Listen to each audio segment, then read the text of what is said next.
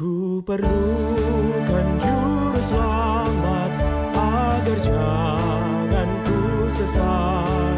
Selalu harus ku rasakan bahwa Tuhanku dekat, maka jiwaku tenang, takkan takut dan enggan. Halo Bapak Ibu yang terkasih di dalam Kristus, kembali dengan saya Onil di dalam Renungan Harian Sulung yang berjudul TV, Game, dan Anak.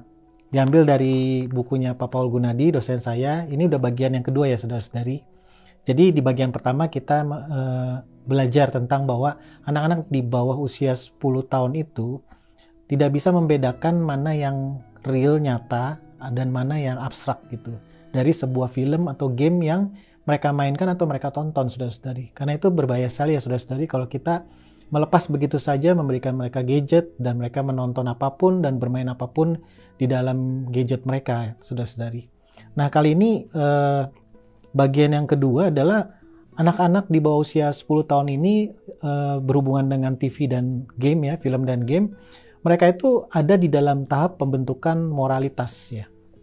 Artinya bagaimana saudara-saudari? Jadi manusia itu waktu dia bertumbuh itu ya, terutama waktu kecil itu terbentuk tentang what is good, true and beautiful.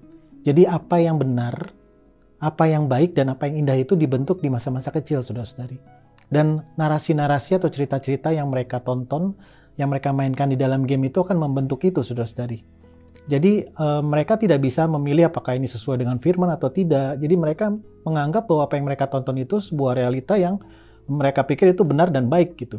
Bahkan dengan film dan game yang kekerasan pun mereka akan menganggap itu benar dan baik. Jadi mereka belum bisa menseleksi mana yang benar dan mana yang salah gitu.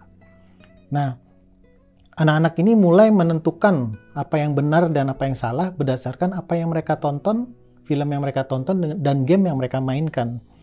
Jadi cukup berbahaya saudara-saudari ya, kalau kita membiarkan begitu saja anak-anak kita di bawah usia 10 tahun, biar mereka diam, dikasih gadget ya, seperti itu sebetulnya orang tuanya itu kurang bertanggung jawab untuk memuridkan mereka. Akhirnya mereka itu nanti akan dicetak oleh dunia ya. Nah ini ayatnya saudara-saudari. Dari Roma 12 ayat 2 ya. Janganlah kamu menjadi serupa dengan dunia ini, tetapi berubahlah oleh pembaharuan budimu sehingga kamu dapat membedakan manakah kehendak Allah, apa yang baik, yang berkenan kepada Allah dan yang sempurna. Jadi dikatakan di sini jangan menjadi serupa itu artinya gini, dunia itu dengan segala sistemnya, dengan film dan game itu mencoba mencetak kita supaya kita lebih mirip dunia daripada lebih mirip Yesus. Itu intinya seperti itu saudara-saudari. Jadi kita sebagai keluarga Kristen harus kritis ya. Jadi hiburan, film dan game itu bukan sesuatu yang netral saudara-saudari. Kita harus seleksi. Dulu ada sebuah buku ya, waktu saya S2 itu diterangkan seperti ini. Apakah itu hiburan atau entertainment? Jadi dikatakan seperti ini. Entertainment itu sekilas ya, atau hiburan itu sekilas terlihat sebagai sebuah bisnis dan sebagai sebuah hiburan yang kita nikmati ya pada saat-saat senggang gitu ya. Nah, tetapi sebetulnya bisnis entertainment ini adalah sebuah bisnis yang menanamkan nilai-nilai kepercayaan. Sebetulnya di dalam diri orang yang menonton dan menikmati hiburan tersebut ya, baik film maupun game, itu menanamkan sebuah narasi, sebuah nilai-nilai ke dalam diri kita, baik orang dewasa maupun juga anak-anak kecil. Terutama anak-anak kecil ini yang sangat gampang sekali dibentuk oleh apapun yang ada di sekitar mereka, saudara-saudari ya. Jadi hiburan itu ya, apapun medsos ya yang kita lihat itu tidak senetral yang kita kira, saudara-saudari. Kita harus seleksi benar-benar, terutama untuk anak-anak kita yang berusia di bawah 10 tahun. Nah biasanya gini, kalau anak-anak melihat film atau game, dia memainkan game berulang, itu yang terjadi adalah disebut sebagai sebuah toleransi. Toleransi artinya seperti ini, dia mulai menganggap apa yang dia lihat berulang itu adalah sesuatu realita yang akan terjadi dalam hidupnya dan itu dianggap benar dan baik. Ya.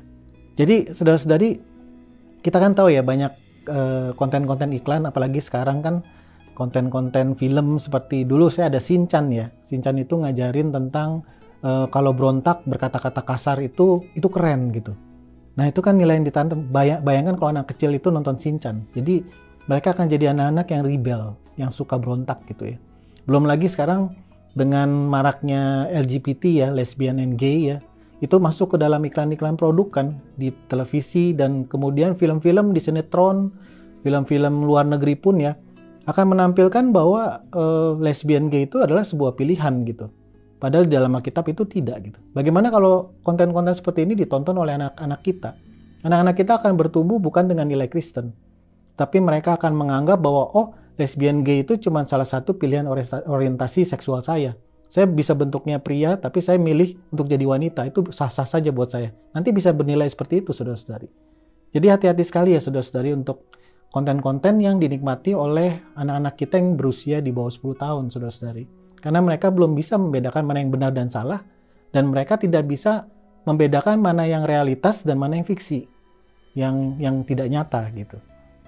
Nah, jadi kalau misalnya dia nonton berulang-ulang ya, misalnya contoh ya, nonton iklan-iklan, misalnya saya ambil contoh misalnya lesbian gay gitu ya. Misalnya dia nonton terus film-film atau game atau mungkin iklan yang seperti itu. Lama-lama dia akan menganggap, hati nuraninya itu lama-lama akan tumpul dan menganggap itu sebagai sesuatu yang biasa dan bisa diterima gitu. Karena saking seringnya ditonton, ada repetisi ya, ada pengulangan yang terus-menerus, sehingga yang tadinya berasa jijik ya, berasa rasanya jijik, lama-lama hati nuraninya tumpul dan berasa itu fine-fine aja dan itu baik-baik aja. Nah, itu bisa seperti itu prosesnya, saudara-saudari ya. Nah, jadi di dalam acara film dan juga game tentunya ada game-game yang baik dan film-film juga yang baik.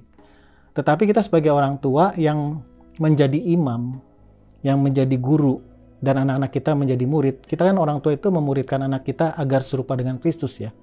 Jadi dengan membiarkan mereka menonton apapun, bermain game apapun di bawah usia 10 tahun, itu kita melepas tanggung jawab kita untuk memuridkan anak-anak kita supaya serupa dengan Kristus. Nah, kalau saudara-saudari mau ngetes apakah saya sudah memuridkan anak saya agar serupa dengan Kristus, biasanya gampang seperti ini, saudara-saudari. Anak-anak itu kalau melihat tokoh atau figur, kita boleh tanyakan anak kita ya, menurut kamu tokoh atau figur itu yang terkeren buat kamu apa? Atau siapa gitu ya. Nah, kemudian cerita apa yang buat kamu paling bagus, paling keren, paling berkesan buat kamu? Kalau misalnya mereka jawab itu cerita-cerita film-film Hollywood dan film-film mungkin drakor dan yang lain-lain, dan mereka nggak bilang bahwa itu cerita Injil, dan mereka nggak bilang bahwa figur keren mereka Yesus, malah mereka bilang Hulk atau mungkin Iron Man. Nah, kan figur-figur ini menanamkan nilai-nilai, saudara-saudari. Hulk itu menanamkan satu, kalau ada masalah marah aja. Orang disikat semua gitu. Kalau di Iron Man itu ditanamkan nilai-nilai seperti kita manusia itu perlu mengandalkan teknologi gitu. Mungkin lebih besar mengandalkan teknologi daripada mengandalkan Tuhan gitu. Nah, hal seperti itu bisa masuk, saudara-saudari. Jadi kalau kita miss untuk miss atau kehilangan kendali atas anak kita yang di bawah 10 tahun, maka mereka secara tidak langsung, kita sebagai orang tua itu membiarkan mereka dicetak dan menjadi serupa dengan dunia. Pada akhirnya waktu mereka gede pun nggak ada miripnya sama Yesus, saudara-saudari. Nah, itu tanggung jawab kita ya, sebagai mungkin kita kakek nenek atau lansia yang punya cucu di bawah 10 tahun. Ajari mereka tentang Yesus, firman atau Injil.